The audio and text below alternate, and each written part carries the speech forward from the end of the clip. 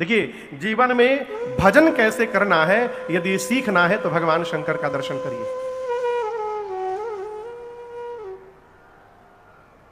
वैसे तो बोकारो में बहुत काफी संख्या में आप लोग आ रहे हैं। कई जगह से मेरे पास फोन भी आया कि महाराज जी, बोकारो को लोग खूब आनंद ले रहे हैं, खूब संख्या में उपस्थित हो रहे हैं। ये आपका भी सौभाग्य है और मेरा भी सौभाग्य है। लेकिन मेरा एक प्रश्न है, क्या बोकारो में केवल आप ही लोग रहते हैं और कोई नहीं रहता है? वो क्यों नहीं आ रहे हैं? इतनी समस्या है जीवन में साहब। किसी से कहिए कि चलो कथा में, कथा सुनने का टाइम है, अभी इतना टेंशन है आप सोच नहीं सकते है?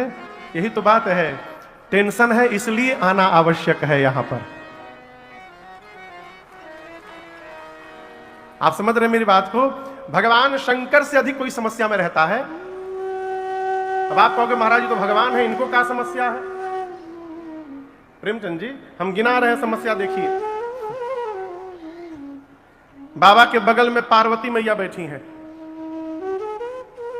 और सिर पर कौन बैठा है? गंगा मैया। जोर से कहिए। गंगा मैया। बगल में पार्वती मैया बैठी हैं, कपारे पर गंगा मैया बैठी हैं। ये टेंशन का विषय नहीं है। आप कहिए, टेंशन का विषय नहीं है। बाबा के गले में सांप है, कार्तिकेय भगवान मोर पे चलते हैं, बगल में मोर भी है नीचे। यहां देखिए, नीचे मोर होगा, दिखाई दे रहा होगा। दिखाओ स्वरूप, दिखाओ एक बार। है मोर।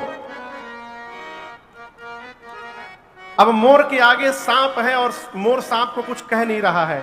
दोनों को एक साथ रखना समस्या नहीं है का? कहिए। गणेश जी चलते हैं मूसक पर। अब वहां पर बाबा के पास सांप है, सांप के आगे मूसक महाराज फुदुक रहे हैं और सांप छू नहीं रहा है। ये समस्या नहीं है, दोनों को एक साथ में रखना। बाबा चलते हैं नंदी पर, अब मेरी मां चलती हैं सिंह पर, शेर पर। नंदी और शेर एक साथ पार्किंग में खड़े हैं। कैलाश के पार्किंग में एक साथ नंदी और शेर खड़े हैं। दोनों को एक साथ रखना ही समस्या नहीं है तो और क्या है? लेकिन इतनी समस्या में भी मेरे बाबा एकदम आनंद में रहते हैं। जानते हैं क्यों? क्योंकि भगवान शंकर पूरे परिवार के साथ तुम पुनि राम राम देन राधे सादर जपहु अनंग आराधे। भगवान शिव पूरे परिवार के साथ भजन में रहते हैं। इसलिए भजन आने के बाद जीवन में समस्याएं तो आती हैं, लेकिन उन समस्याओं का प्रभाव हमारे जीवन पर नहीं पड़ता है। ये भजन का प्रभाव है। ये सीखना है इनसे। और जवानी में सब समस्या तो जवानी में है। हम लोग छोटे थे तो मन में होता था कब बड़े हो जाएं, कहें पढ़ाई से पिंड छूटे।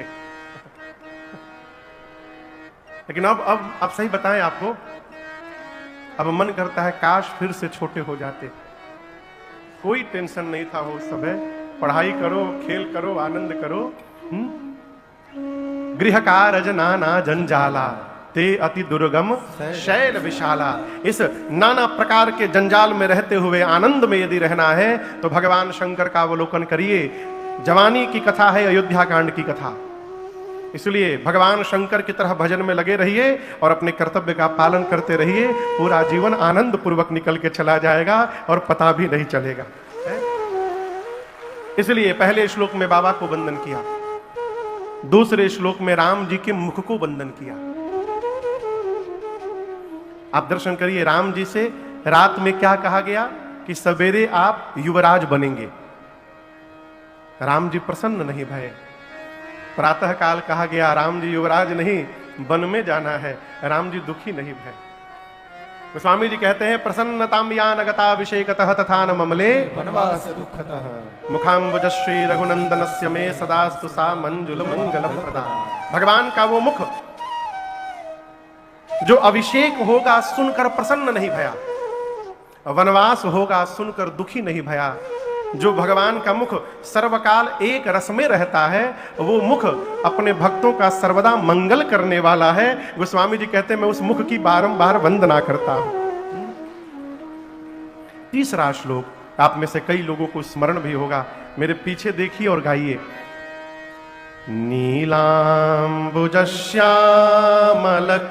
नीलाम्बुजश्यामलकोमलांगम सीता समारो पितबाम भागम पाणौ महाशायक चारु चापम नमामि रामम रघुवंशनाथम। गोस्वामी जी कहते हैं नीलाम्बुज, नील अंबुज के समान, श्यामल कोमलांगम, जिनके श्याम रंग के कोमल अंग हैं, सीता समारोह पित बाम भागम, जिनके बाम भाग में जगत जननी मां श्री सीता जी विराजमान है। वो राम जी पाणौ यानी दोनों हाथ में, उभौ है पाणौ, महासायक चारु चापम, एक हाथ में महासायक यानी धनुष रखे हैं और दूसरे में चारु, चारु माने सुंदर, चाप माने धनुष, अपना सुंदर सारंग धनुष पकड़े हैं। एक हाथ में बाण, एक हाथ में धनुष पकड़कर सीता जी के साथ रघुवंश के सिंहासन पर विराजमान है। उन राम जी को नमामि रामम रघुवंशनाथम, मैं बारंबार वंदन करता हूं। ये 3 श्लोक हैं अयोध्या कांड के, और इसके बाद कथा प्रारंभ की गोस्वामी जी ने। लेकिन आप दर्शन करिए, प्रारंभ करने के पहले एक दोहा लिखा। ये दोहा आप में से कितने लोगों को याद है? अयोध्या कांड का पहला दोहा कितने लोगों को याद है? एक मजे की बात बताएं, पूरे पंडाल को याद है। आप ही नहीं, धरती पर जितने सनातनी हैं उन सबको याद है, लेकिन मालूम ही नहीं था महाराज ये अयोध्या कांड का दोहा है। आइए साथ में गाइए। श्री गुरु चरण सरोज रज निज मन मुकुर सुधार, बरनौ रघुबर बिमल जस जो दायकु फल चार। अच्छा, ये दोहा कितने लोगों को याद था? पहले क्यों नहीं हाथ उठाए? महाराज हम तो जानते थे कि ये श्री हनुमान चालीसा का है, लेकिन आपको बताऊं ये अयोध्या कांड का प्रथम दोहा है। यहां से गोस्वामी जी ने उठाकर श्री हनुमान चालीसा में उसको रख दिया। गोस्वामी तुलसीदास जी अयोध्या कांड की कथा प्रारंभ करने से पूर्व कहते हैं श्री गुरु चरण सरोज रज, सरोज यानी कमल, चरण यानी पांव, मैं अपने श्री गुरुदेव भगवान के कमल रूपी पांव में जो रज लगा है, धूल लगा है, उस धूल से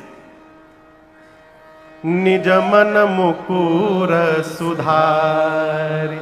मुकुर समझते हैं? मुकुर, मुकुर माने शीशा, दर्पण, मिरर, मिरर। मुकुर यानी दर्पण, शीशा। अच्छा आप बताओ, सुबह सुबह नहाकर शीशे के सामने कौन कौन जाता है? सब जाते होंगे, छोड़ एक आदमी को बोलूं। अब हमारी पंडित जी को शीशा का गिलक का काम है। जिसके सिर पर बाले नहीं है वो शीशा के सामने जाके क्या कर लेगा? सॉरी, कोई अन्यथा न लेगा। दर्पण के सामने जाते हैं। अच्छा आप बताओ, दर्पण पर यदि मैल जमा हो तो आपको चेहरा दिखाई देगा? कहा करिए, बीच में नहीं दिखाई देगा। तो आप क्या करेंगे? उसको साफ करेंगे। जिस प्रकार दर्पण पर मैल जम जाए तो अपना मुख नहीं दिखाई पड़ता, उसी प्रकार मन पर यदि मैल जम जाए तो भगवान की कथा समझ में नहीं आती है, भगवान का चरित्र समझ में नहीं आता है। इसलिए भगवत चरित्र को समझना है तो मन को निर्मल करना अति आवश्यक है। और ये मन निर्मल होगा कैसे? गुरु जी की कृपा से।